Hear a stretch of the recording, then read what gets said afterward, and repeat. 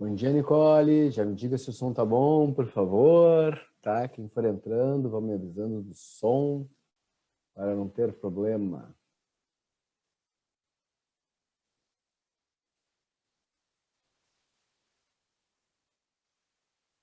Tudo ok. Maravilha. Obrigado, Nicole.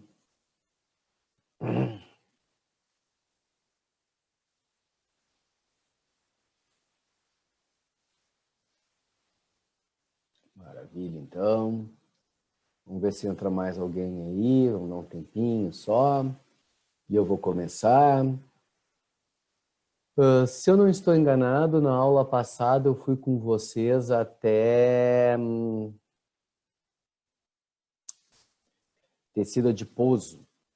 Tá? Falei do unilocular, do multilocular. Então eu tenho que começar agora com tecido cartilaginoso. Tá, pessoal? Vamos ver aqui. Esperar um minutinho mais aí. Vamos ver. Bom dia, Iago. Estamos. Todo mundo em casa direitinho, ficando em casa o máximo possível, não estão esperneando por aí, tá? Já para sair de casa só quando for estritamente necessário, tá, pessoal? Não vale. Tá? Bom, dado aí uns minutinhos, né? Então vamos começar aí já direto, né, pessoal? Porque podemos dar mais um minutinho aí para ver se entra mais alguém.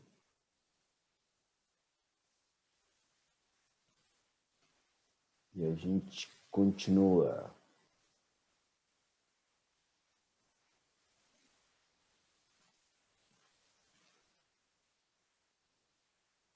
Show.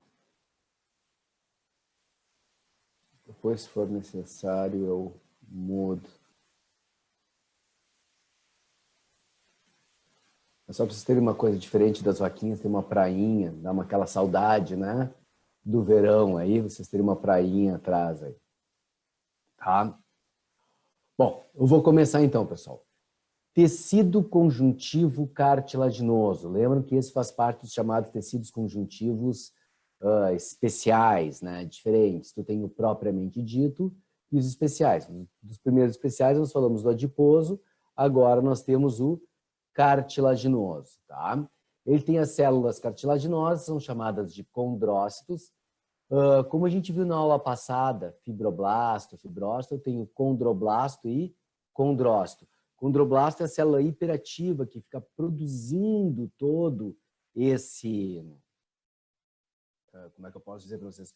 Esse tecido, né, cartilaginoso, tá? E o condrócito é a célula adulta que fica viva ali, tá? Bom, essa célula secreta uma rede compacta de fibras colágenas numa matriz gelatinosa, normalmente fibra reticular, tá? E ele não tem vascularização. Isso aí é uma exceção, pessoal, dentro do tecido conjuntivo. Todo o tecido conjuntivo é vascularizado, menos as cartilagens. As cartilagens não são vascularizadas. E por não ser vascularizada, de cara, duas coisas acontecem aí. O processo de regeneração dela é extremamente lento ou inexistente, dependendo do tipo de cartilagem, tá? E a segunda coisa é que não tem como reabsorver material, tá? Não há como fazer a reabsorção do material da cartilagem. Por quê? Porque não tem vasos de condução, né? Do teu sanguezinho ali. Né? Então, ainda estou com histologia vegetal na cabeça, né? Vasos de condução de sêmen. Não tem vasos de condução, não tem nada de interessante ali. Tranquilo? Pessoal, então eu não consigo absorver o material. Então, algumas cartilagens do nosso corpo vão crescer a vida inteira. Tá? Principalmente as elásticas. Ouvido, nariz. Essas são cartilagens que crescem a vida inteira. Então, pessoal, se tu tem uma orelhinha pequenininha, bem pequenininha, Quando tu ficar mais velho, tu vai ter uma orelha. Quem já tem uma orelha mais avantajada, quando ficar velho, vai ter uma parabólica, tá? Ela aumenta muito. O nariz também aumenta a quantidade da cartilagem. Tá, pessoal, não vai virar uma tromba, né? Não é isso, mas aumenta a produção do nariz também ali da cartilagem, porque não tem como reabsorver material. E por isso que danos também em cartilagem, tu não consegue repor simplesmente, como tu faz no tecido ósseo. Tu repõe ali e não tem problema. Aqui não, tá? Tu não tem como repor essa cartilagem. Então, por exemplo, se tu for mexer no menisco, tu vai tirar, não sei se já viram uma operação de menisco, como é que é, o cara entra aí, normalmente por artroscopia, tu faz 3 furinhos ali e coloca tipo um alicatezinho lá que tu vai arrebentando essa cartilagem, tu vai arrancando os pedaços e não volta, tá? Não volta. Se regenerasse na boa, todo jogador de futebol que mexe na articulação aqui voltaria o joelho na boa, normal, como antes, não daria nenhum dano, tá? Então, as células do tecido são condrócitos e condroblastos. É um tecido que tem grande quantidade de água para tornar ele bem lisinho. Depois eu vou explicar o porquê dele ser lisinho. E muitas dessas fibras colágenas numa rede compacta, tá? Principalmente da fibra reticular, aquela que se organiza em forma de rede, tá? Grande quantidade aqui. Tem uma pelezinha que fica por fora de toda a cartilagem, que contém o tecido cartilaginoso. Essa pelezinha, ela é chamada de pericôndrio. Peri, ao redor, condros, cartilagem. Lembra lá nos peixes cartilaginosos? Nós temos aqui no slide, ó, os condrictes. Tá? Condrictes são os peixes cartilaginosos. Os agnatos, que eram os ciclostomados, a lampreia, a feiticeira, eles também têm um esqueleto cartilaginoso, tá? Mas nos animais, de forma geral, nós temos vários tipos de cartilagem. A cartilagem mais abundante do nosso corpo é a cartilagem hialina, que tem lá no feto e nas nossas articulações, sobre, né, os ossos, naquela articulação que reveste os ossos, que vai formar a estrutura de crescimento do osso ali, que vai ter bastante estrutura cartilaginosa ali, que forma a chamada fise, para promover o crescimento do osso. A elástica, o ouvido, ó, vou virar de lado, o ouvido é bem elástico, tá? É bem elástico. Na epiglote, que fecha, né? A entrada. E fibrosa, como os discos intervertebrais, né? Os discos entre as vértebras, que são importantes ali. Tá, pessoal? Tranquilinho. Aqui uma foto, como vocês vão ver no microscópio, tá? Naquela prova que eu falei para vocês na aula passada, tá? Tem a formação dos condrócitos e a matriz cartilaginosa. Nota que as células não são extremamente unidas, tem bastante matriz entre elas. Aqui ainda fica mais claro ainda de ver. Certo, pessoal? Funções. Tipo pequenininho mesmo, depois eu aumento aqui para vocês. Esse slide, inclusive, pessoal, vou ter que mandar ele isolado para vocês, porque eu acrescentei no que eu já tinha mandado para vocês os slides, eu não tinha, tá? Função, sustentação, já vamos até alterar agora aqui mesmo, tá? Vamos lá. Tá? Ponto importante.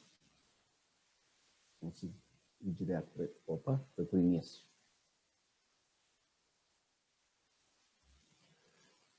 Tá? Vamos aqui para ele, então. O que nós temos importante? Funções. Sustentação com flexibilidade. Tu vai ter cartilagem sempre no teu corpo, tu precisa sustentar uma área, tem que ser um pouco mais rígida, mas que tem que permitir uma flexibilidade maior. Então, a própria orelha, que eu já falei para vocês, tá? Ponta do nariz, a orelha, tu dizer, mas por que flexibilidade na orelha? Por que tem que ter? Primeiro porque tu deita em cima dela e coisa. E no nosso caso, que andamos ereto, nem tanto, mas a gente tem uma movimentação na orelha, tá? Para cima, para baixo, para frente, para trás, tá? Então tu tem uma movimentação. Num cachorro isso é mais frequente tu ver. Quando tu vê no cachorro, ele ouve um barulhinho, ele levanta uma orelha, levanta a outra, né? E localiza o som, tá? Nós tínhamos uma movimentação para cima e para baixo, para frente e para trás, só que a nossa musculatura para frente e para trás, no processo evolutivo, ela já atrofiou, tá? Ela já atrofiou, tá? Mas para cima e para baixo a gente ainda mexe. Para quem está pensando, mas eu não mexo a minha orelha. Mexe sim, tá? Toda vez que tu faz uma cara de espanto, assim, tu mexe essa musculatura que mexe a tua orelha. Eu até vou tirar esse pano de fundo aí, tá? Vou tirar esse pano de fundo, deixa eu ver como é que eu tiro isso aqui, virtual background, aqui. Não, tá. Porque senão vocês não conseguem ver direito, tá? Depois eu ponho o pano de fundo de novo. Mas aqui, ó, vou até tirar os óculos para ver melhor. Vocês estão me vendo, mas eu não estou mais vendo mais nada, tá? Ó, a orelha. A gente tem movimentação para cima e para baixo. Vou chegar bem perto aqui.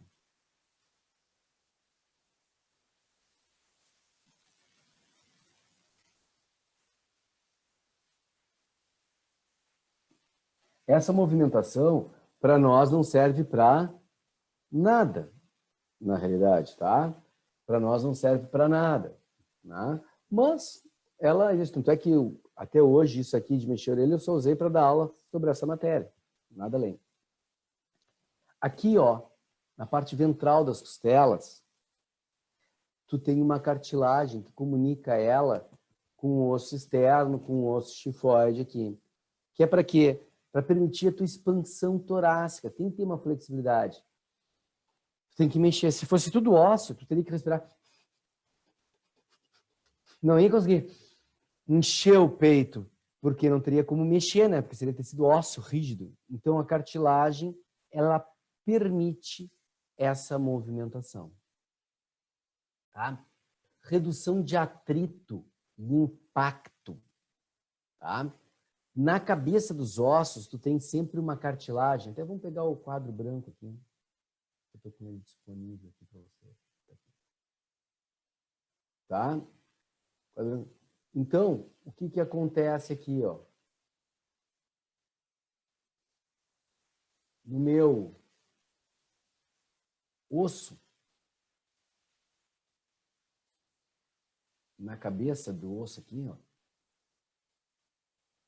Pessoal, o desenho tá ficando horrível porque, né? Tô desenhando aqui no quadro branco com o mouse, né? Então aqui, ó, tu tem uma cartilagem, aquela capinha branca, tu vê quando tu come uma coxinha de galinha, tem uma capinha branca, que é assim, que aqui eu tô desenhando ela vermelhinha. Ela é para quê? Para proteger contra o atrito e o impacto. Porque o próximo osso, ó, vai estar aqui. E ele tem que ter a capinha dele aqui também para proteger, tá? Eu não posso bater osso contra osso, senão ele vai esfarelar, material poroso.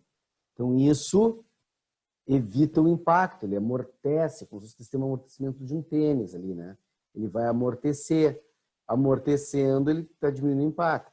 O atrito, por quê? Porque como eu vou fazer a alavanca de um osso sobre o outro, para fazer o movimento, então o que vai acontecer? Tu imagina que é o osso da canela, do fêmur, eu estou aqui, faço aqui, para projetar meu corpo para frente, eu vou fazer o movimento de alavanca aqui, tá?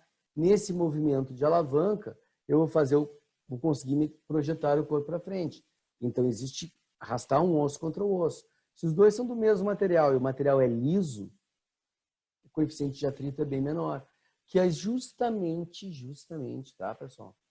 O porquê que tem muita água na cartilagem. Para torná-la bem homogênea, bem lisinha, para baixar o máximo possível o coeficiente de atrito. Tá? Então, reduz o atrito, reduz o impacto. Inclusive, pessoal, vai acontecer uma coisa. Na nossa coluna, tu tem discos intervertebrais, que eles vão diminuir o atrito e vão permitir essa mobilidade, porque ele também permite a flexibilidade. E aí tu vai entender uma coisa importante aqui. Vou fazer uns desenhos esdrúxulos aqui, mas vocês já vão me entender aqui. Tá, não era para ser assim. Deixa eu limpar a tela aqui, porque no momento que forma esse desenho aqui, ele já não muda mais de forma, não apaga mais.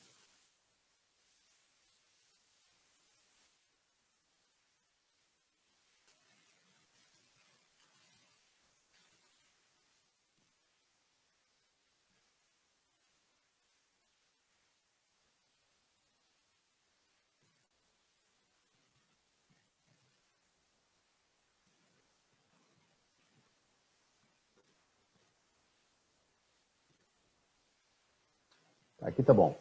E o outro eu vou fazer diferente. O outro eu vou fazer assim.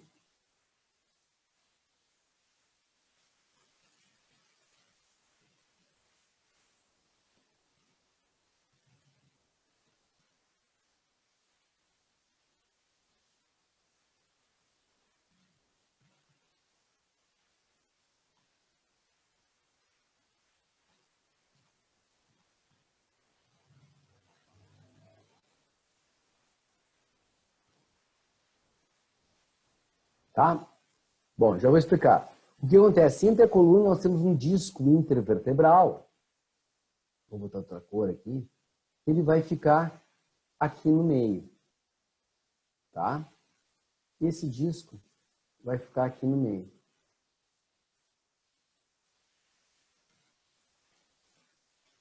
Aqui é a mesma coisa. Vou ter o disco aqui no meio.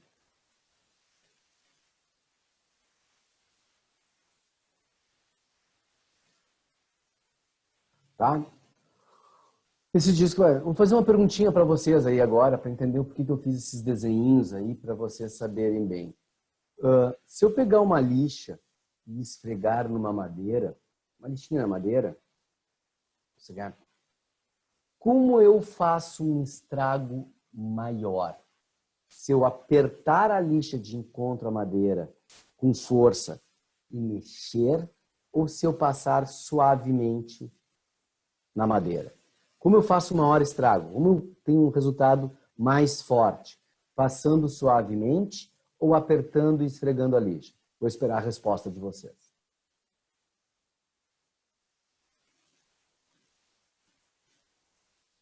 Qual das duas? Apertando e esfregando ou somente passando a lixa de leve? Onde eu vou ter um resultado mais forte?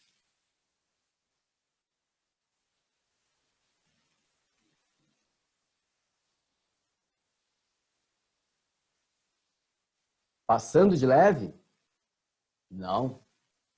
Apertando. Fica tema de casa. Pegue uma lixinha, um pedacinho de madeira e esfreguem fraquinho ou esfreguem com bastante força. Vocês vão ver que com bastante força vai desgastar muito mais a madeira.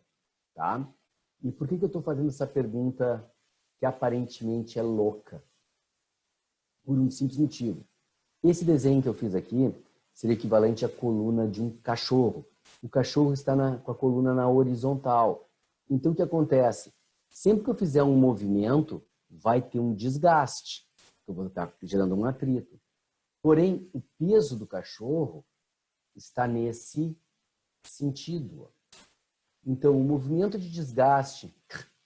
Loucura. Não era para ter isso. Tá, chega. Tá? O movimento de desgaste vai ser o quê? Justamente em função do peso. Tá? Vou voltar aqui ao normal, aqui, como era antes. Tá? Então, só para ter uma ideia, tá? O peso vai estar aqui, ó, nesse sentido. Só o movimento de desgaste aqui de fazer. No nosso caso, a nossa coluna está horizontal. Então, além do movimento de desgaste que eu vou ter aqui, né? Pelo movimento de desgaste que eu vou ter aqui, eu ainda vou ter a ação do peso. tá? Eu ainda tenho a ação do peso sobre isso. Certo? Tranquilo, pessoal? Então, sempre mais situações. Então, o desgaste vai ser muito maior. Isso quer dizer que a gente vai encolher. Conforme a gente vai ficando velho, a gente vai encolhendo diretamente ali, tá? E tu perde assim, ó, 1 milímetro aqui, 2 aqui, meio centímetro aqui, meio ali. No total, fica bastante. Eu gosto sempre de pegar o exemplo da minha avó, que a minha avó era minúscula, quando morreu era microscópica. Minha avó tinha 1,52 m de altura e quando morreu ela estava com 1,46 m. Tá? Só para ter uma ideia, abaixo de 1,40 m é considerado nanismo. Né? Ela morreu com 1,46 m. Tá, morreu aos 100 anos de idade, mas perdeu 6 centímetros. Perder 6 centímetros para quem tem pouco significa nunca mais alcançar em determinadas coisas. Então, conforme a gente vai ficando velho, vai encolhendo devagarinho. Tá, pessoal? Vai encolhendo devagarinho. Por isso que baixinho tem que ter uma técnica especial. Baixinho só pode se medir de manhã cedo. Por que de manhã cedo, pessoal? Porque ele dormiu, a musculatura relaxou e aí as vértebras se afastam. Quando ele vai se medir, ele está um pouquinho maior. Se for se medir no fim da noite, ele vai ficar menor. Porque a musculatura já contraiu, está comprimindo os discos intervertebrais, né? E aí vai gerar o problema. Tá? Então, para quem é pequenininho aí, já sabe a técnica. Se for se medir somente, tá? Pela manhã, assim que acorda. Senão, não. Tranquilo, pessoal? Sem problemas. Voltamos, então, ao nosso slide. Tá? Redução de atrito e impacto. Molde. É uma função, botei entre aspas ali. Na realidade, isso tem um nome que se chama ossificação endocondral. O que quer dizer isso? Ossificação dentro da cartilagem. Então, aquela cartilagem hialina que existe no feto, ela aos poucos vai se ossificando. Vai transformando cartilagem em osso. Tá? Ela aos poucos vai se ossificando. Então, o primeiro esqueleto formado é um esqueleto cartilaginoso. Tá? Um esqueleto cartilaginoso. Tá? O segundo esqueleto a ser formado é o ósseo. Então, tu vai indo. E algumas cartilagens vai calcificando até o fim da vida. A gente diz que a gente tem uma calcificação dessas cartilagens até próximo dos 25 anos de idade. E por isso que 25 anos de idade, em teoria, é o marco da velhice.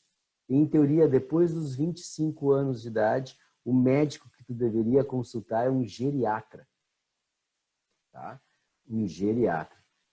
Por quê? Porque quando o teu corpo parou e aí ele começa plano e depois no declínio que vai indo, tá?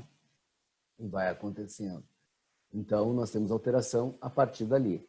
Mas tem uma cartilagem que tu vê melhor, ou tem mais contato, sabe que ela ossifica, que é uma cartilagem que tem no bebê, que a gente chama de moleira. Quem já foi pegar um bebê no colo para fazer um carinho, sempre veio uma véia gritando, cuidado com a moleira. Como se fosse pegar o dedo e ficar cutucando na cabeça da criança, né? Ali, tá? A moleira é uma cartilagem que não ossificou ainda, e ela é assim para permitir o desenvolvimento da cabeça como deveria, tá? E ela, aos poucos ela vai se ossificando para proteger mais a parte interna, tá? Então, e também essa cartilagem permite uma flexibilidade em função do parto, pessoal. Porque o parto é traumático para a mãe, mas também é traumático para o bebê. O bebê tem que passar por aquele buraquinho, tem que ir abrindo espaço. Então, se for muito rígido, é muito difícil passar.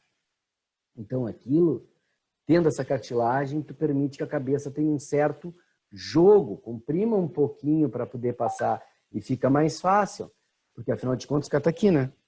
Ó. vai indo, né? Então, tem que ter esse jogo ali, tá? Na faculdade, naquelas aulas de histologia animal que eu falei para vocês, vocês vão ver no laboratório, vai ter uma lâmina permanente. E lâmina permanente, pessoal, quando a gente quer fazer, a gente faz um corte em alguma coisa, dependendo do corte, a gente vai usar um aparelho chamado micrótomo, o qual a gente vai incluindo, fazendo uma inclusão de uma cera dentro dos tecidos para tu conseguir segurar e cortar. Ele vai fazer cortes muito, muito finos, tá? E essa lâmina se chama ossificação endocondral e é a mão de um feto, tá ali? Para tu olhar a mão do feto e ver o processo de ossificação. Obviamente, esse corte foi feito num feto, foi resultado de um aborto, né? Foi abortado, o feto era natimorto, nasceu morto, e aí, tá? Tem aquela coisa, cortezinho, e tu consegue ver no microscópio a formação daquilo ali.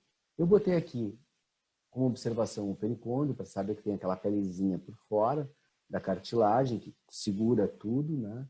Todo aquele material, porque no outro slide não estava ali o nome pericôndrio. Então, eu resolvi botar aqui para tu lembrar que ele existe.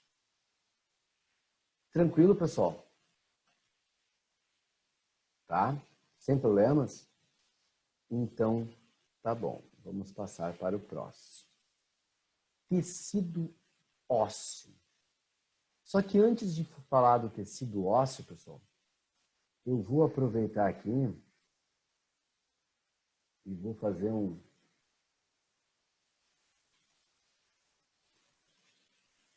sistema diferente aqui, tá? Que é o seguinte, o tecido ósseo, ele tem 3 tipos de ossos, tá? Que não tá aí nos slides, eu vou botar agora para vocês saberem, até que eu quero falar alguma coisa, algumas coisinhas para vocês. Ele tem 3 tipos de ossos. São os ossos chamados de longos. E os ossos longos, o comprimento é maior que as outras dimensões, tá? O comprimento é maior que as outras dimensões. Tranquilo? Sem problemas? Maravilha. Deixa eu ver se aqui tem comprimento. Tá. Então, comprimento maior que as outras dimensões. Os ossos chatos é outro tipo.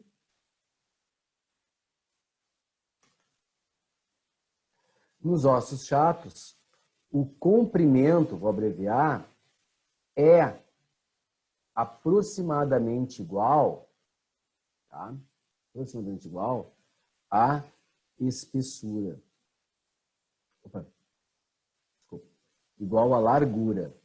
E ambos são maiores que a espessura. Tá? E ossos curtos, todas as dimensões similares. Tá? Todas as dimensões similares. Tá? Essa é a ideia que eu vou ter aí nesse processo. Tranquilo? Sem problemas?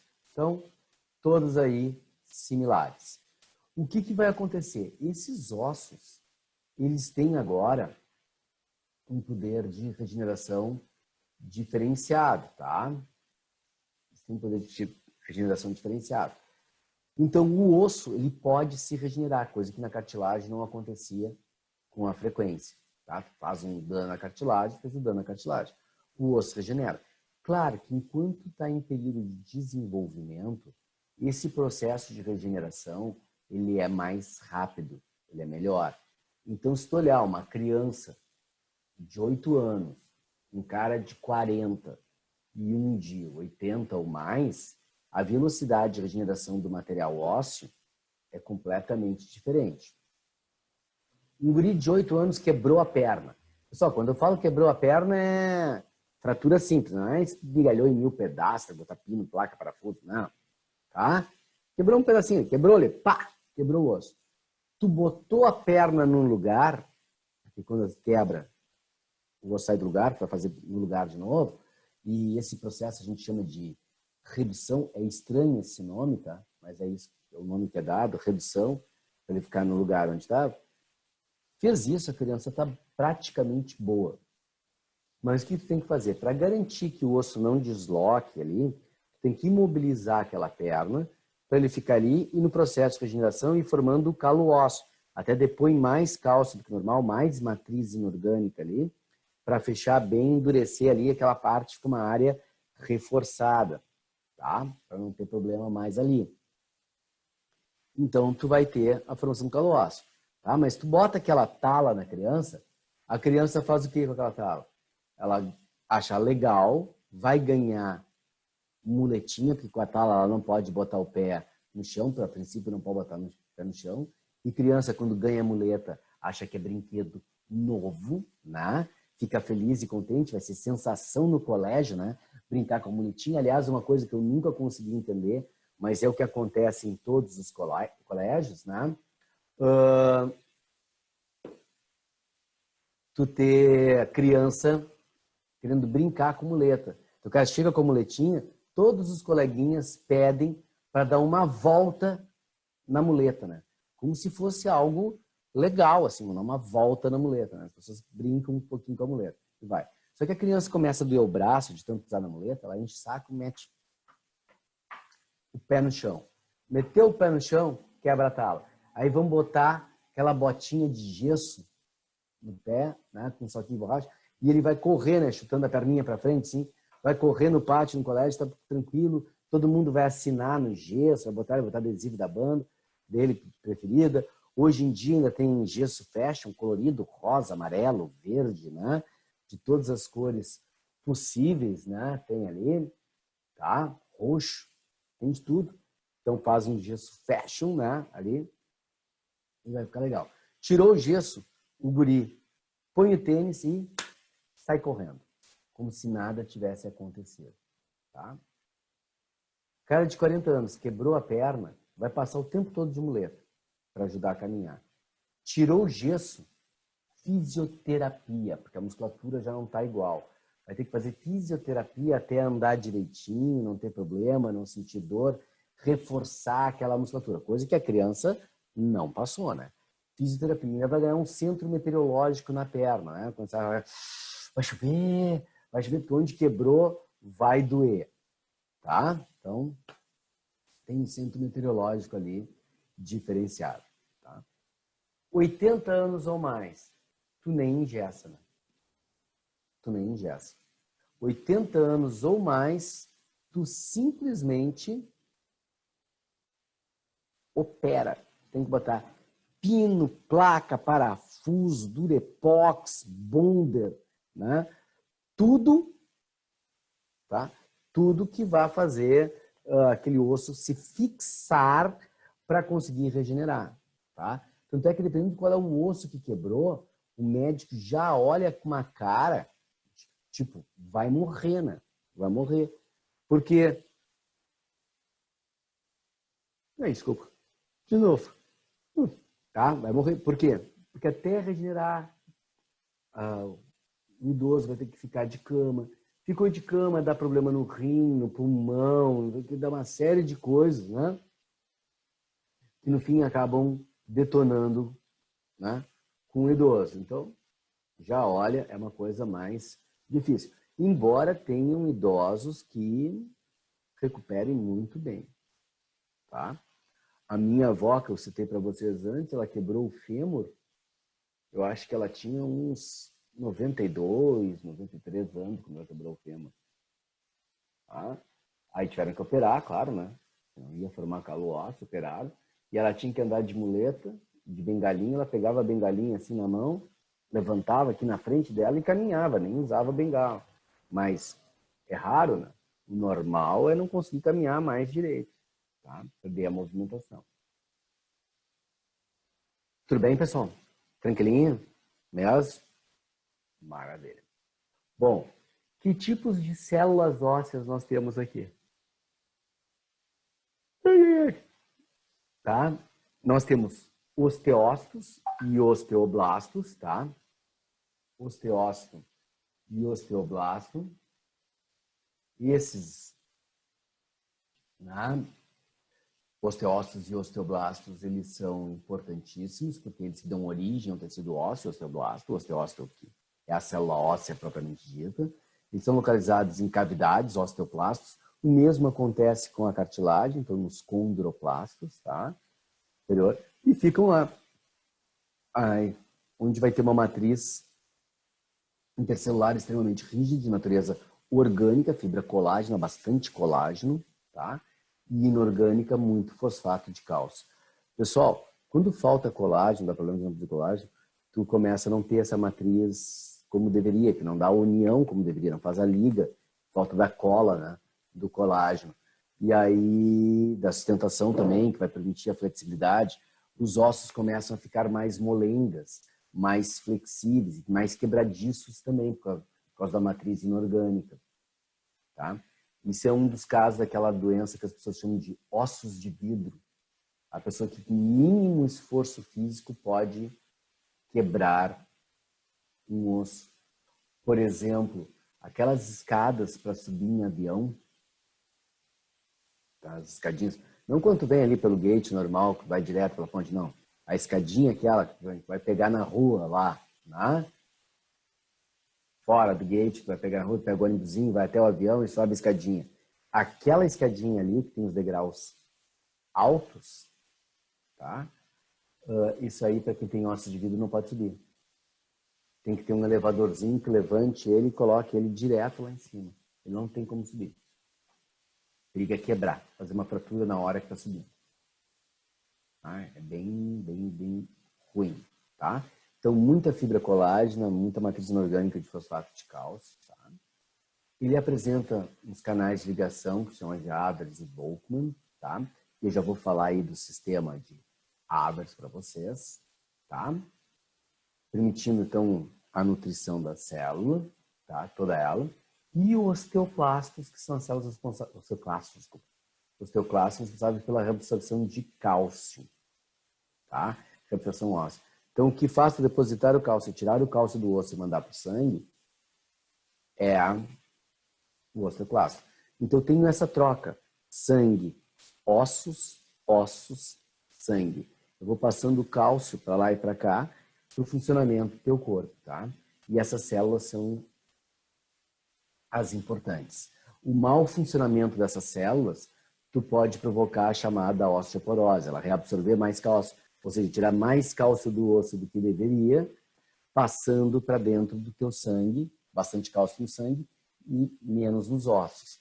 E aí tu tem a chamada osteoporose. Aliás, falando em osteoporose, tu tem que saber que assim, ó, tem 3 categorias, né? O osso normal, um osso com menos material do que deveria, tá? Menos fibra colágena, menos material inorgânico do que deveria, mas ainda não é numa quantidade baixa que gere tanto risco assim, que é chamado de osteopenia, é menos osso, osteopenia, tá?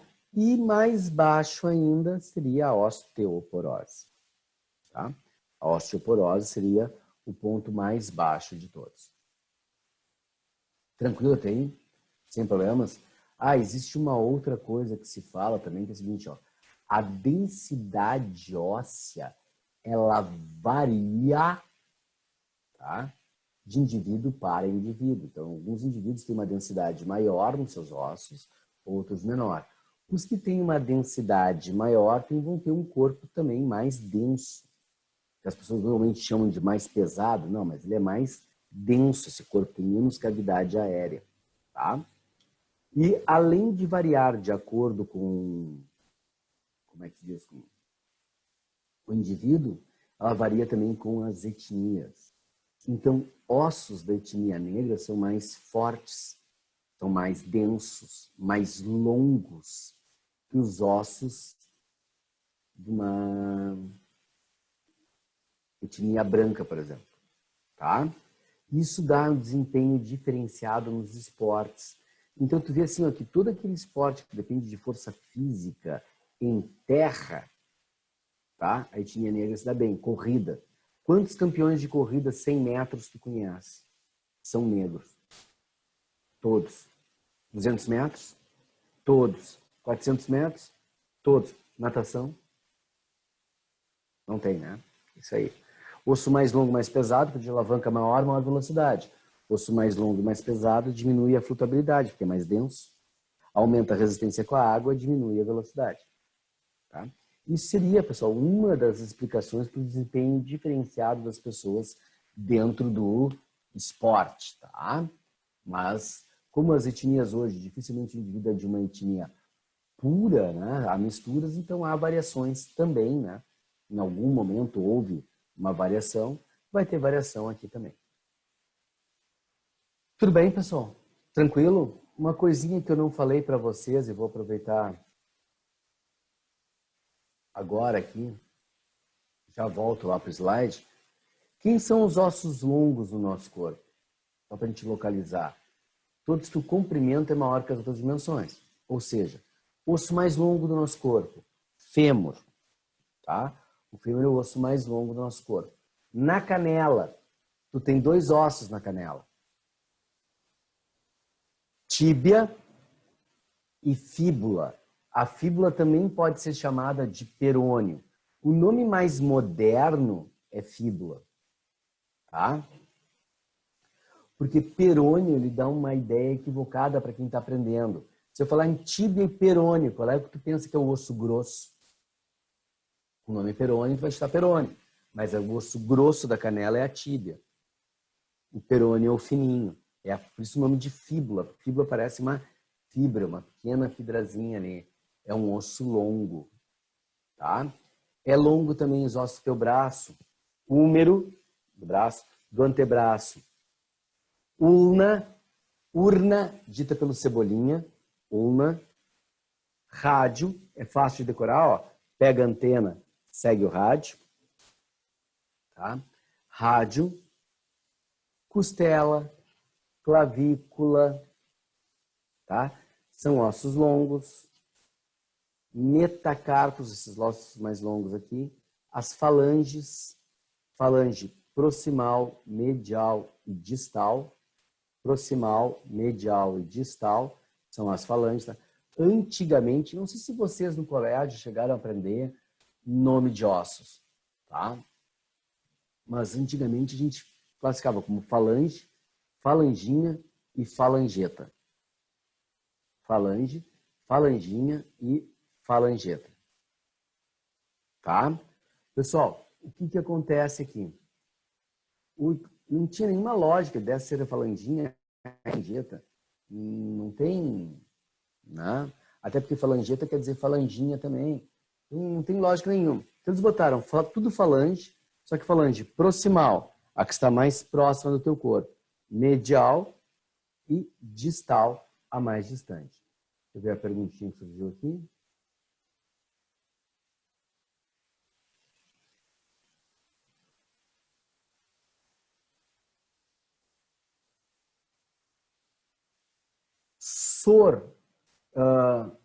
Em ossos longos, a medula óssea tirada da diáfise, na realidade, Iago, a gente tira bem próximo da zona de crescimento, que é ali que tu vai ter a medula óssea mesmo, tá? Por isso que é perigoso tirar de ossos longos, às vezes até se tira. Então, tu tenta entrar pela diáfise para tua agulha por dentro do osso chegar até lá, né? E tentar evitar problemas na articulação, porque como é muito próximo da parte de crescimento do osso, e a parte de crescimento do osso é a parte que fica muito próxima da cabeça do osso. Então, assim, ó, se eu fosse desenhar aquele osso ala cachorrão aqui, né? Que eu faço sempre. Tem a cabeça do osso, tá? A parte de crescimento do osso, vou botar em azul aqui, ela vai ficar aqui, ó. Tá? Ela vai ficar nessa área aqui assim. E aqui, ó, pegando essa parte de crescimento e a parte da cabeça, tu vai ter a medula óssea vermelha. Que é a medula óssea que tu faz o transplante. Então, tu teria que enfiar, teoricamente, a agulha por aqui para sugar lá, tá? E tentar não mexer aqui na articulação. Por isso que é normal, quando a gente mexe em medula óssea, a gente tirar dos ossos chatos. Porque no osso chato, ele não tem articulação, eu não mexo ali naquela articulação e evito de dar problema para a pessoa que está doando. Que é só o que falta, né? A pessoa está sendo bondosa, doando a medula, e aí tende a estragar a articulação dela, né? Então, esse ponto é importante, né? Certo, pessoal? Tranquilo? Então, tu tem essa diferenciação, mas deixa eu continuar aqui mesmo, por enquanto. Tá? Ossos longos, então, esses. Ossos chatos, os ossos da tua cabeça. Frontal. Tem uns, claro, que durante a vida se torna longo, né? Ali, mas é frontal, parietal, o redondinho aqui atrás, o occipital, zigomático, malar, mandíbula, os internos, esfenoide, etimoide, tá? São ossos chatos. Aqui atrás, não sei se vocês vão conseguir ver, que tu tem a escápula, antiga omoplata, tá? O nome atual é escápula, embora possa aparecer omoplata, assim como eu falei que o nome atual é fíbula, mas pode aparecer perônio também.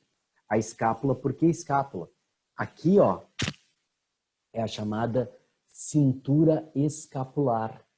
Para quem é católico aí e fez catequese, o primeiro presentinho que tu ganhou na catequese era um colarzinho que tu colocava aqui, que era chamado de escapulário. Por que um escapulário? É o que fica sobre a cintura escapular. Essa é a origem do nome, tá? E aqui tu ganha ali, então, a escápula na frente do joelho, que antigamente se chamava de rótula, agora o nome é patela, os ossos da tua cintura pélvica, que as pessoas têm mania de chamar de bacia, né? Os ossos da bacia, que fica aqui, tranquilo? Então, são ossos chatos, tá? Ossos curtos, pessoal. Obviamente, os meus, né? Os meus são os ossos curtos, tá? Todos aqueles que todas as dimensões são similares. Então, vértebras, aqui no pulso, entre o osso do braço e a mão aqui, pega o pulso aqui, tem uns ossinhos bem pequenininhos que parecem uns cubinhos, tá? Esses ossinhos que parecem uns cubinhos. Bom dia, Paulo Silva, tá? Esses ossinhos, eles são chamados de carpos, tá? Inclusive, os nervos que passam por aqui para a coordenação da mão, às vezes inflamam aqui e ficam presos na estrutura, que é uma assim, chamada assim do túnel do carpo, né? E a pessoa perde um pouco a mobilidade, dói, então são os carpos. No pé tem uns ossinhos curtinhos, são chamados os tarsos, tá?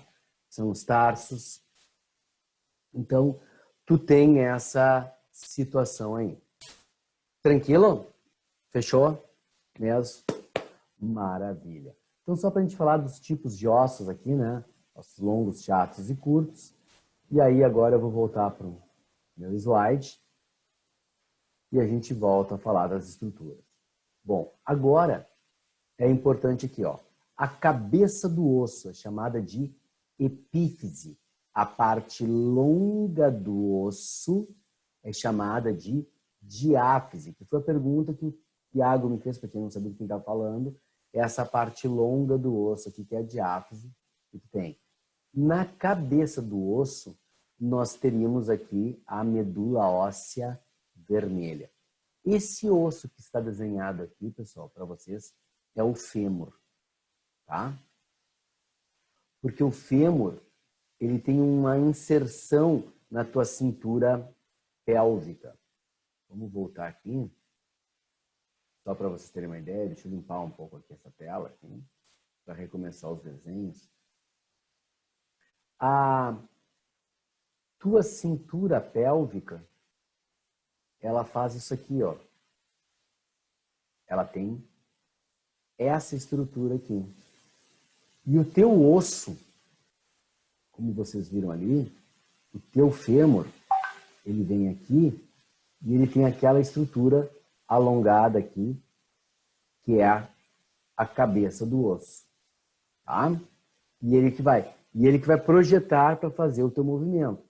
Obviamente, aqui tem uma cartilagem que envolve aqui para proteção e outra cartilagem aqui, tá? Que é para dar menos desgaste, o movimento para acontecer. Quando desgasta, o movimento dói pra caramba. E nesse caso, o Paulo Silva entrou aí na sala para dar o bom dia, não sei se ele continua assistindo ou não a aula, né, ali, mas ele entende desse assunto melhor do que eu, né? Porque teve o desgaste aqui e doía para caminhar. Então, tu tem a cabeça aqui do fêmur que entra ali. Tá, que é o desenho que fez. Inclusive, algumas raças de cães têm uma doença genética que é a necrose da cabeça do fêmur. Então, essa estrutura que está aqui, pintando em azul, ela vai necrosar, vai apodrecer. Ó, alguém botou alguma coisa aqui para mim. Bom, o Paulo Silva botou aí, pessoal. Dói muito. É isso aí. Dói pra caramba mesmo. Que é o desgaste que acontece aqui. Tá? Então, pessoal, algumas, como estava falando, algumas raças de cães, isso aqui necrosa, apodrece. Então, o cachorro perde a conexão entre o osso e a cintura pélvica, ele não consegue mais caminhar. Ou tu opera e coloca uma prótese aqui, eu ponho o cão naquelas cadeirinhas de roda de cachorrinho, que são umas rodinhas ali, para ele poder se locomover, porque não consegue. Tá? É bem difícil, tá? Então, voltando aqui para o nosso slide, nós temos aqui a cabeça do osso. E se eu cortar e for ver o osso por dentro, pessoal, tá? Essas estruturas concêntricas aqui, ela é chamada de sistema de Avers. Vamos voltar lá para o meu quadro branco. Esse sistema de Avers, eu não vou conseguir, eu estou usando aqui o quadro branco para não ter que ir para o quadro negro aqui com vocês, né? Que dificulta.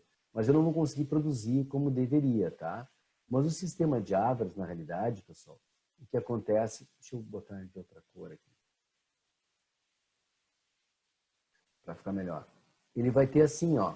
Ele vai ser formado por lâminas concêntricas. Tá? Lâminas ósseas que vão ficar concêntricas aqui. Eu não vou conseguir fazer todas, tá?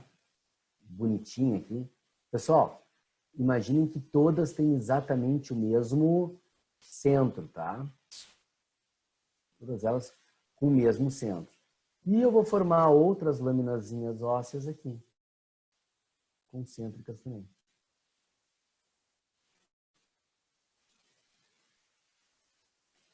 E essas lâminas, elas acabam se interseccionando.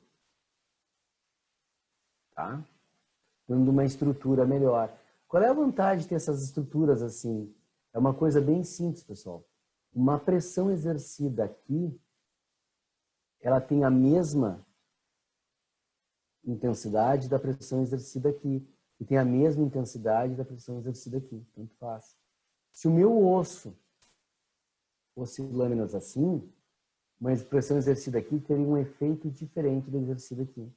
Então isso gera resistência para o nosso osso. Porque o nosso osso não sofre pressão num ponto só. Ele sofre em vários. Porque tu sempre tem um músculo para ir e um para voltar, né?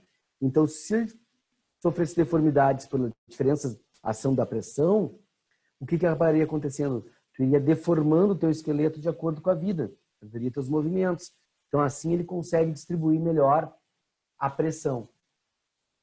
Esse sistema é o chamado sistema de Avers. Tá? Esse sistema é o sistema de Avers. Tudo bem, pessoal? Essa é a ideia, tá? Ele chama de Avers ou Havers, tanto faz, tá, pessoal? Sim, Iago. Periósteo é a parte mais externa do osso. Sabe aquela pelezinha, quando tu tá comendo costela, tá comendo um churrasquinho, né? Vai comer a costelinha, tem aquela pelezinha que não deixa nem isso pro pobre do cachorro, dá um osso chupado para ele. aquela pelezinha que fica bem tostadinha, bem junta do osso, aquilo é o periósteo. É a comunicação do tecido conjuntivo ali. Tá? É a camada mais externa de todas. Tá? Nesse sistema de Avers, como vocês viram aqui, ó, vou tentar fazer esse, vou botar uma linha mais grossa aqui um pouco. Tá? Aqui e aqui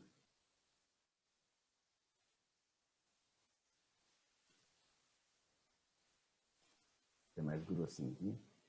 Eu vou ter um canal central. Esse canal central, pessoal, ele é chamado de canal de Avers. Tá? Canal de Avers ou de Havers, tá? Pessoal, não tem prova oral, tá? Canal de Avers. Aqui dentro desse canal passa um capilar sanguíneo. Ah, passa sangue dentro dos ossos? Sim, pessoal. O único tecido conjuntivo que não é vascularizado é o cartilaginoso. Passa sangue. Até por uma questão óbvia e lógica, né? Se tu tem uma medula óssea que está dentro do teu osso, e essa medula óssea é produtora de células sanguíneas, tem que ter contato com sangue, né? Não faz sentido tu produzir célula sanguínea dentro do osso, tu não vai ter contato com sangue.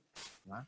Então, esse é um ponto importante, tá? Esse é o canal de Avers que está ali.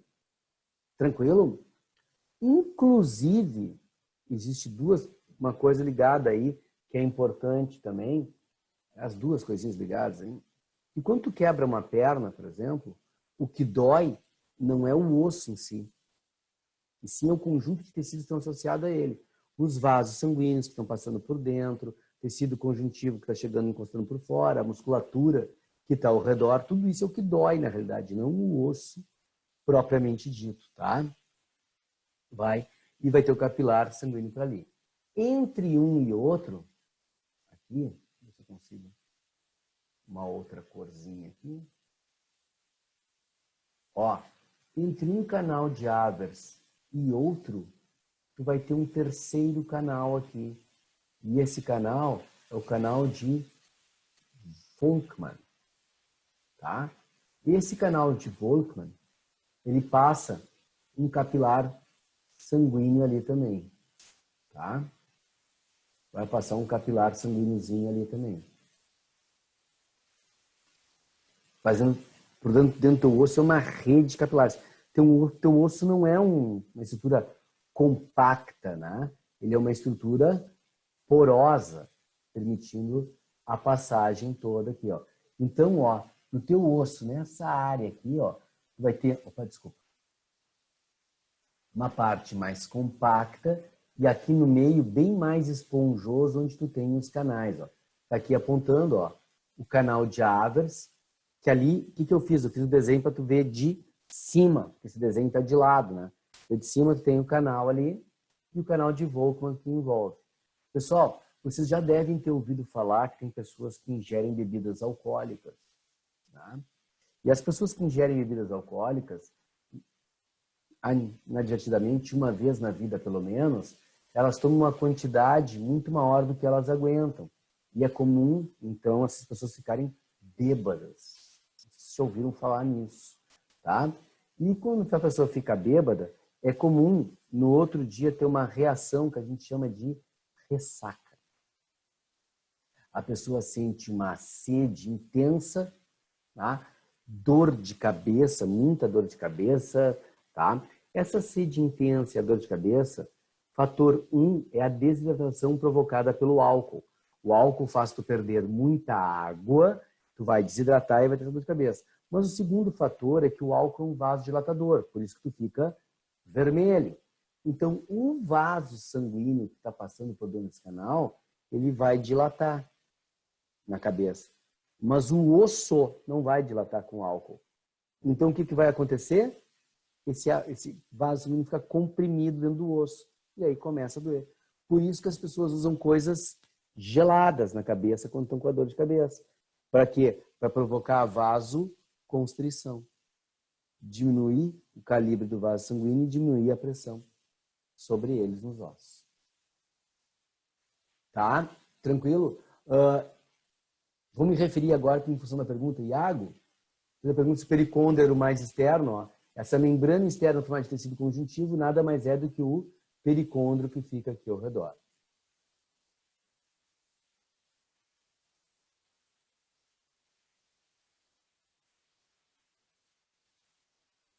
Sim, os vasos sanguíneos estão dentro do canal, são responsáveis pela nutrição das células ósseas, com certeza. São responsáveis pela nutrição das células ósseas. Perfeitamente. Tá? Tranquilo? O próximo slide, ó, de novo aqui, ó, a parte mais compacta, tá? A medula óssea aqui, ó, junto, tá? Junto. A parte mais compacta do osso, epífise, diáfise, epífise, tá? Um osso esponjoso com a medula óssea vermelha, disco epifisário. Pessoal, esse disco epifisário é um tecido cartilaginoso que vai acabar se ossificando, né? E vai fazer o crescimento do osso. Aqui o osso mais compacto na abertura, tá? As artérias ingressando dentro dos ossos, ó. Então tu vai ter, tá? Tranquilo? Medula óssea amarela. Essa medula óssea amarela, que tá vendo aqui, é assim, conforme o osso vai crescendo, aquela medula óssea vermelha, ela vai acumulando material adiposo e células do tecido conjuntivo e vai deixando de funcionar como medula óssea vermelha, que vai ficar na ponta lá. E ela vai formando o preenchimento do teu osso, formando a medula óssea amarela. Tu conhece essa medula óssea amarela com um nome popular de tutano. Para quem já comeu lá um ossobuco e pega o tutano, é essa medula óssea amarela, que é grande quantidade de material gorduroso e muito, muito colágeno. Por isso que ela deixa o molho mais gostoso. Fazer um molho de carne que tenha tutano, deixa ele um molho bem mais grosso, bem melhor. Tá? Tranquilo, pessoal? Sem problemas? Que maravilha, tá? E por que eu estou falando desse aqui na estrutura óssea e aqui em cima da tecido hematopoético? Porque a parte mieloide, a medula óssea vermelha, faz parte do chamado tecido hematopoético. E o que quer dizer hematopoético? Numa tradução, vamos tirar a metade aqui da palavra, hemato quer dizer sangue, tá? Hematologista, que estudam sangue. Poiesis quer dizer produção. Então, tecido hematopoético é o tecido produtor de sangue, de células sanguíneas, tá?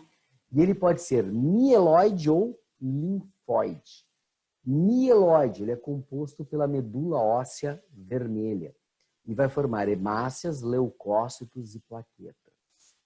O linfóide é formado por nossos gânglios linfáticos mais o baço, tá? Mais o baço aqui tu tem, que é o teu, faz parte desse linfóide. Então, esses vão produzir células sanguíneas chamadas de linfócitos. Os linfócitos. Acho que no próximo slide eu tenho isso aqui, tenho. Ó, até para usar, que é, isso aqui foi tirado do próprio livro, né? Peraí. Célula-tronco pluripotente, no tecido célula-tronco mieloide, célula-tronco linfóide. A célula-tronco mieloide vai formar as células sanguíneas, ó, da origem reticulócito, da origem hemácia ou eritrócito. O megacariócito vai dar origem às plaquetas ou trombócitos, células do trombo. E dá origem ao eosinófilo, basófilo, neutrófilo e monócito, que são 4 dos tipos de leucócitos. E o tecido célula-tronco linfóide dá origem ao linfócito T, linfócito B, e também é mais um tipo de leucócito. Então, linfócito T e B também são leucócitos, tá? Então, na realidade, são 5 tipos de leucócitos: eosinófilo, basófilo, neutrófilo, monócito, linfócito e linfócito B, linfócito T e B. Tá? Tranquilo, pessoal? Aqui o linfócito B forma o plasmócito, que a gente já viu, já falou dele, né? A célula plasmática, plasmócito. e a origem aqui das células do macrófago, a partir do neutrófilo, do monócito, que tem um macrófago. Tudo bem, pessoal? Tranquilo? Nenhuma dúvida até aí? Ótimo. Vou falar então de sangue, tecido sanguíneo, que é um tipo de tecido conjuntivo também, tá? Bom, primeira coisa, qual é a quantidade de sangue no nosso corpo? Cerca, ouviram bem? Cerca de 8%. 8% do teu peso é teu sangue. Então, se tu tem 70 quilos, tu teria aí, tá? 56 quilos, 56 litros, 5,6 litros de sangue no teu corpo, tá? Tem 70 quilos, 5,6 litros de sangue no teu corpo. A gente diz que em média é em torno de 5 litros, tá? Fazendo uma média das pessoas, tá? Em torno de 5 litros, nem sempre tem a quantidade de líquido suficiente no teu corpo para gerar, em torno de 5 litros, tá? Por isso, pessoal, que para doar sangue tem limite de peso. Tu tem que ter mais de 50 quilos. Porque se tu tiver mais de 50 quilos, tu tem mais de 4 litros de sangue. Se tu for fazer doação padrão, que é a do saco grande, saquinho grande, aquele saquinho ele tem 500 ml, tá? Porém, lá dentro do saquinho já vem com 70 ml de anticoagulante. Porque senão tu põe teu sangue no saquinho, ele vai parado, ele coagula. Então tem um anticoagulante que não deixa ele coagular ali. Então o que tu enche no saquinho mesmo é em torno de 430 ml, tá? Só que se tu tem 4 litros de sangue no teu corpo, tu tem 50 quilos, 45, 4 litros de sangue no teu corpo, 430 é mais de 10% do sangue do teu corpo. Então é comum tu passar mal, tu tira o sangue e tu cai a pressão, né? Desmaia, tá? E por isso que para doar sangue tem limite de peso. Aliás, pessoal, as regras para doar sangue, elas têm 2 pontos importantes. Elas têm que proteger quem vai receber o sangue e quem vai doar o sangue. Quem está doando está sendo bonzinho, né? Eu não posso prejudicar quem está querendo ser bonzinho. Assim como eu não posso prejudicar quem quer doar medula óssea. E já que eu falei em doação, deixa eu fazer um parênteses aqui importante. Muito importante, pessoal. É uma questão educativa, é assim, ó. Uma das poucas coisas que tu pode doar em vida é a medula óssea. Hoje em dia, tu não doa a tua medula. Tu tira o sangue, faz um exame para saber quais são as proteínas que tem no teu sangue, para saber com quem tu será compatível. Se algum dia alguém que precise de uma medula óssea no teste der compatibilidade contigo, neste caso eles te chamam para só então tu doar a tua medula óssea. Tá? Então tu não tira a tua medula óssea e doa, né? Tu faz um exame de sangue para te colocar num sistema de categorias e para ver os processos de compatibilidade. Se alguém for compatível contigo e for, tu tem que doar a tua medula óssea, tá? Tranquilo, pessoal? É assim que é feito hoje. É muito legal a pessoa ser doadora, tá? Então tem gente que acha bonito dizer que é doador sem a responsabilidade real de ser doador, tá? Então, se tu for fazer teu exame de sangue lá para se cadastrar como doador de medula e um dia te chamarem, tu vai ter que ir, tá? Não importa se tu já tem uma viagem marcada. Ou tu vai ficar na tua cabeça que tu resolveu que ia viajar e deixou a pessoa que precisava de ti morrer. Tá? Ou seja, eu acho muito legal que tu queira ser doador, mas eu acho mais legal ainda se tu for doador com responsabilidade. Tem que ser responsável. Tu tem que saber que no momento que te cadastrar como doador, tu serás um doador, independente da situação. Tá? No sangue, pessoal. Eu vou ser bem honesto com vocês no sentido, porque cada ano os protocolos, ou seja, os procedimentos, mudam bastante, tá? E eu não li ainda sobre os últimos protocolos, mas alguns são básicos que a gente sabe, tá? Tem que ter mais de 50 quilos, tu tem que ter mais de 18 anos, com 16 anos já é possível doar, se houver, tá? A autorização dos pais, pode ir. Essa regra não muda nada entre ter 16 e 18 no teu corpo para tu doar o sangue, tá, pessoal? Essa regra foi para proteger o menor, numa época que o menor era muito mais ingênuo do que é hoje, e alguns ainda o são, né? Então era para proteger o menor, então autorização dos pais. Tu nunca pode ter contraído hepatite B, né, C, malária, principalmente a C, né? Malária, sífilis, tuberculose, né? Tem uma série de doenças que tu não pode ter. AIDS também não estão deixando tu doar se tu tem AIDS, tá? Ali, tatuagem, tem que ter um tempo para ver, tá? Piercing tem tempo, dependendo da medicação que tu tá tomando, tu não pode doar sangue, porque essa medicação vai para o lá e pode afetar o, né? Para quem está recebendo sangue, né? Para o teu receptor, né? Se tu tá anêmico, tu não pode doar sangue, que é óbvio, né? Tu não tem nem para ti, quanto mais para dar, né? Não pode. Então tem 38 mil, não. E os que podem ainda têm medo da agulha, né? Só porque ela é grande e grossa, né? Para tirar sangue. E eu vou ensinar uma coisa para vocês, pessoal. Não importa o tamanho da agulha. Não importa a espessura da agulha. O que importa é a ponta da agulha e quem aplica. Se a ponta é bem pontuda, bem pontiaguda e afiada, ela corta o teu tecido com facilidade. Tu não sente doação, já foi.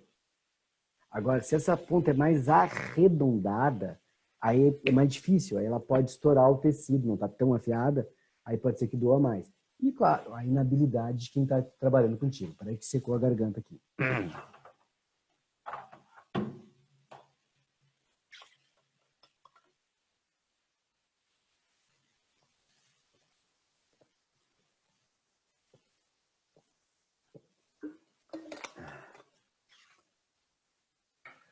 Tá? Mas aí, doar sangue.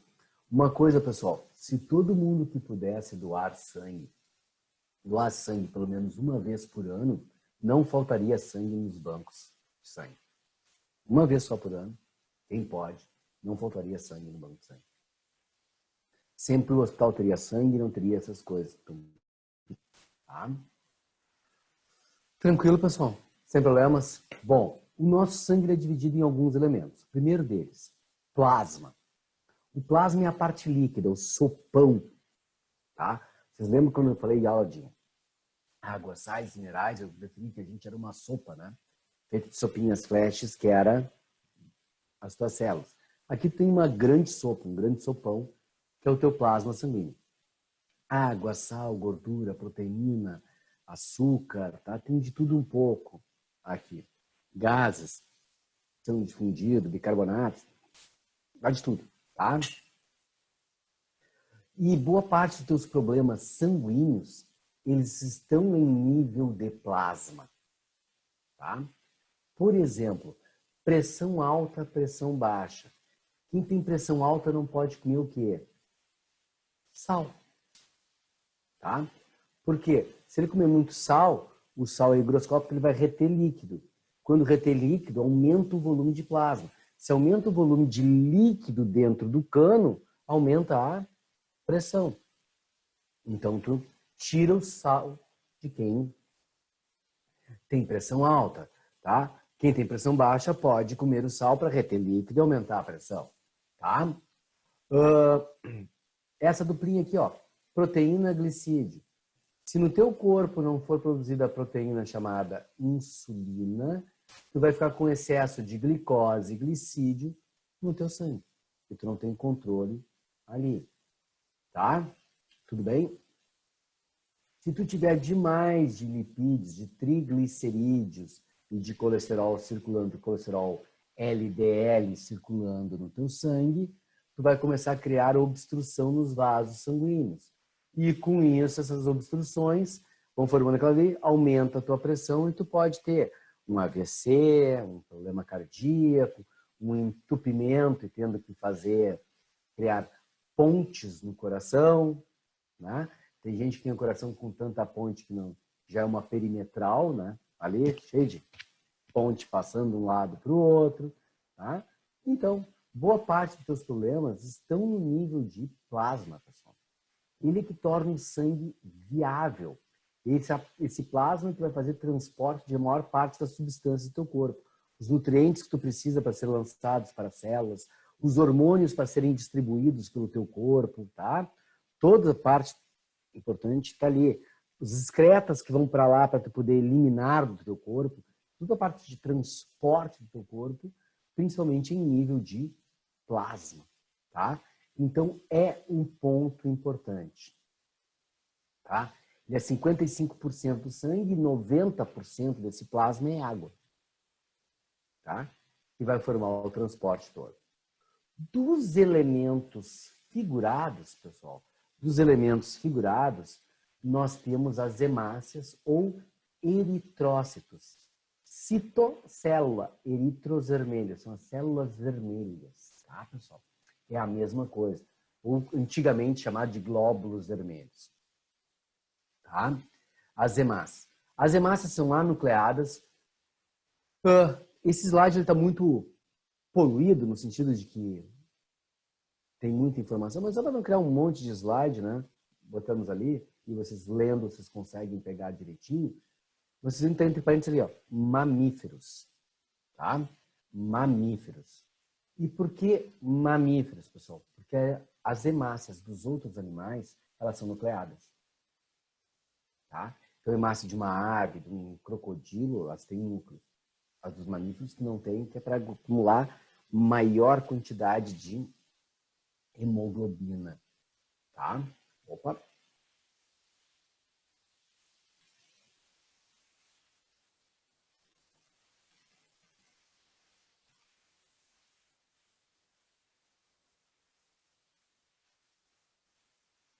Acha que eles podem fazer uma questão relacionada com o Covid, com os eritrócitos?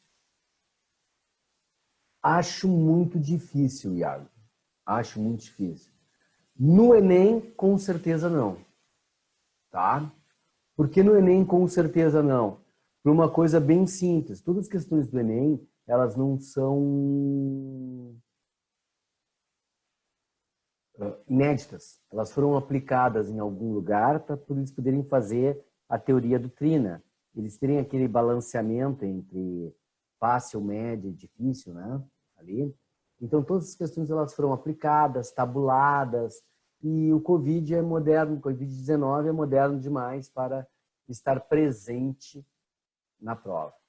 Na URGS, vai depender muito se vai ter alguma alteração no vestibular em função desse isolamento que a gente tem. A princípio não tem nada, né? Então, a princípio a gente tem que se nos basear que vai ser na data correta, né? Essa é a nossa base, tá? Mas se tivesse uma alteração, talvez, tá? Mas acho difícil. Por quê? Porque essas questões, para não ter erro na prova, elas são feitas, elas passam por uma banca, passam por outra banca que faz a correção, volta, se nessa correção eles vão olhar, né? Passa por português, volta para correção, passa por outro, para ter sempre aquele lado B, né? Alguém que olhe com outros olhos e não veja um outro sentido na questão que possa dar problema, entrada de recursos, que isso tudo atrapalha eles. Na realidade, eles não querem recursos, não querem nada, porque isso atrapalha o andamento todo. Eles têm que parar, analisar o recurso, responder, para. No Enem não existe recurso, né? Não pode, né? Mas na URGS tem. Então, eles tentam se precaver de todo e qualquer problema que possa dar, tá? Então, não acho provável aparecer o Covid. Não acho provável, tá? Vou ver aqui mais uma perguntinha.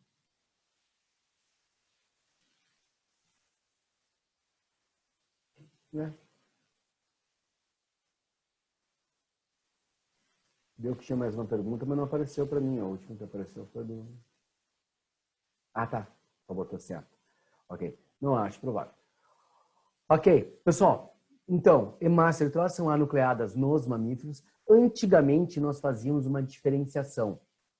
Eritrócito para os animais não mamíferos e hemácia para os mamíferos. Já porque a hemácia é anucleada nos mamíferos e somente nos mamíferos.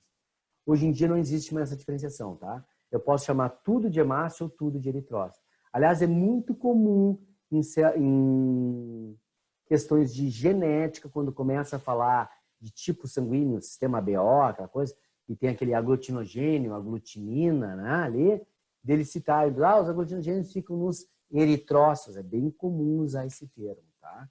Então é um termo que vocês têm que saber. Bom, no caso dos mamíferos, como os mamíferos têm essas hemácias anucleadas, elas têm um tempo de vida menor também, tá, pessoal? Elas têm um tempo de vida menor, bem menor. Então, essas hemácias que têm um tempo de vida menor, elas vão ter só em torno de 120 dias de vida. E por isso que para doar sangue, tu tem tempo também. Pode doar até 3 vezes ao ano, né?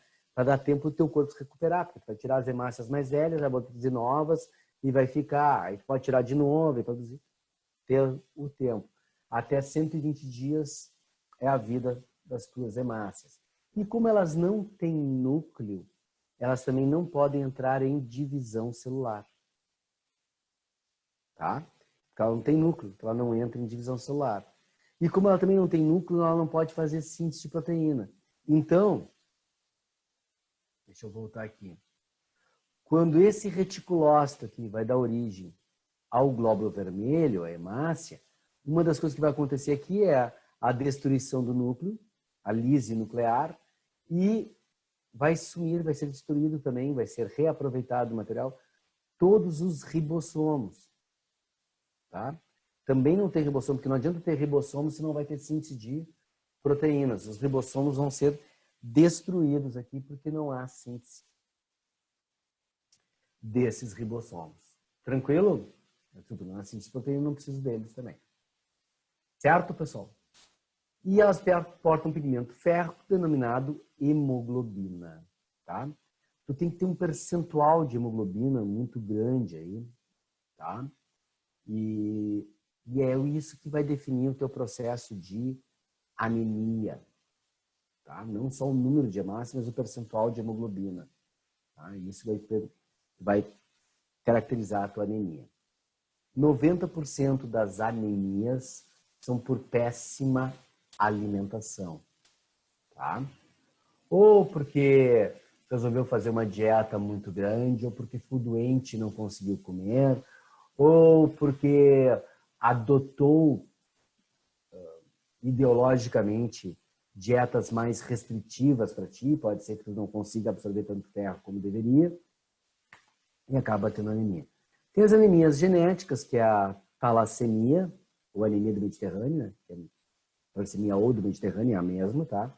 Ou anemia falciforme, que aí o indivíduo vai ter uma quantidade de hemácias diferenciada e são genéticas, tá? O restante normal é ser por péssima alimentação, tá? E antigamente, que é uma coisa equivocada, né? Isso é papo de vó, né? Quando começa a ficar muito magro, ele está mal alimentado. Vó tem que te ver gordinho, né? Bem recheado. Principalmente quem tem vozinha mais antiga aí, né? Gosta de ver o neto mais rechonchudo, né? Ali, mais gordinho. E gordura não é sinônimo de saúde, né? Tá, pessoal? Às vezes o cara é gordinho e é anêmico. Por quê? Porque come mal. Come coisas calóricas, mas não com os nutrientes necessários. Tá? Então, esse é um ponto importante. A faixa padrão aí entre 13,9 a 5 milhões, eu vou arredondei aí de 4 a 5 milhões de hemácias por milímetro cúbico de sangue.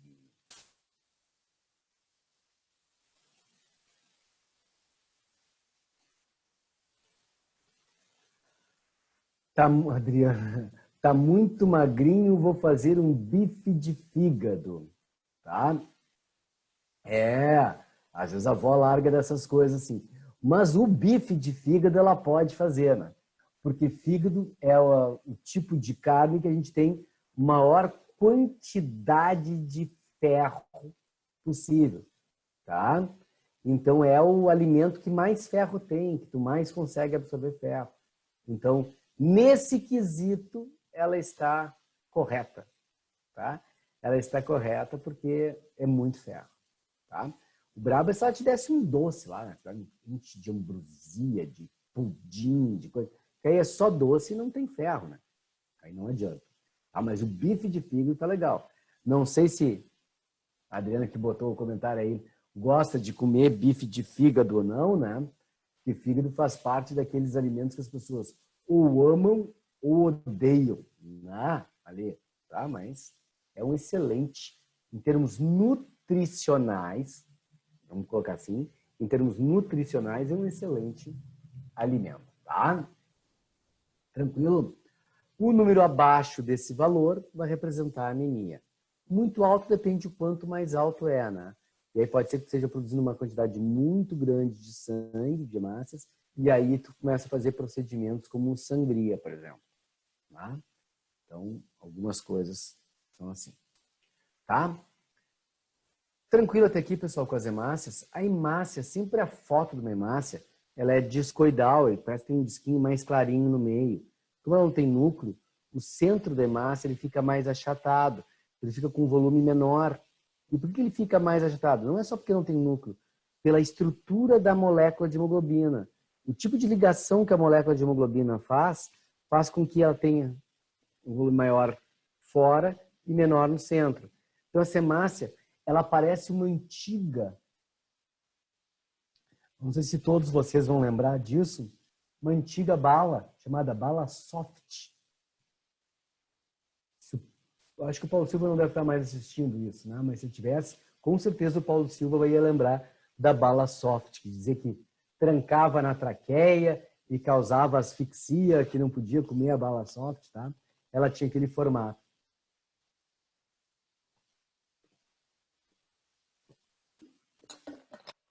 Então, pessoal, a representação de hemácia vai ser sempre um desenho discoidal, com o centro um pouquinho mais clarinho.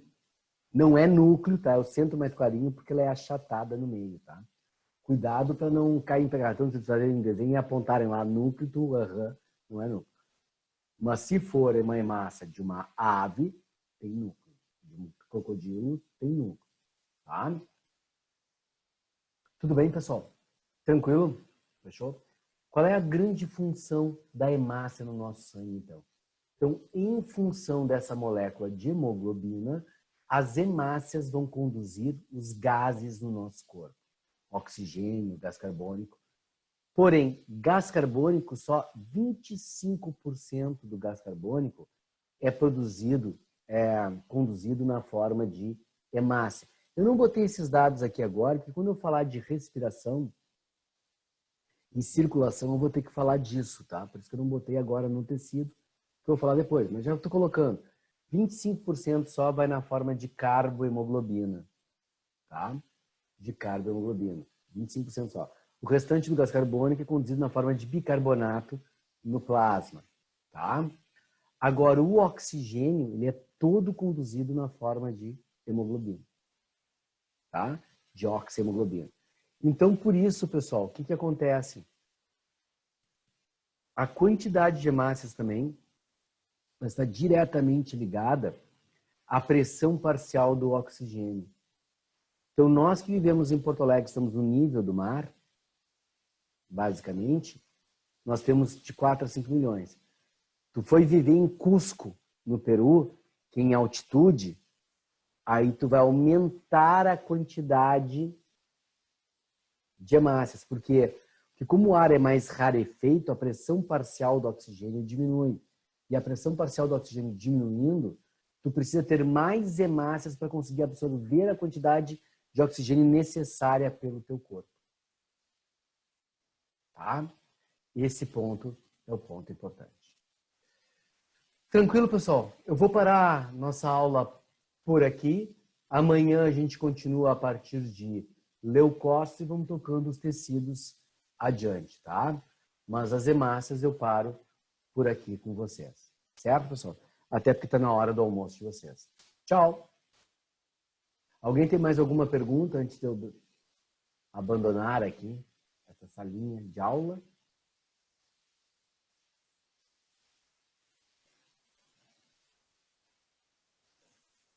Não? Então, tchau, pessoal. Opa. Bom almoço. Tranquilo? Tchau, bom almoço. Até amanhã, né? Até amanhã a gente se encontra.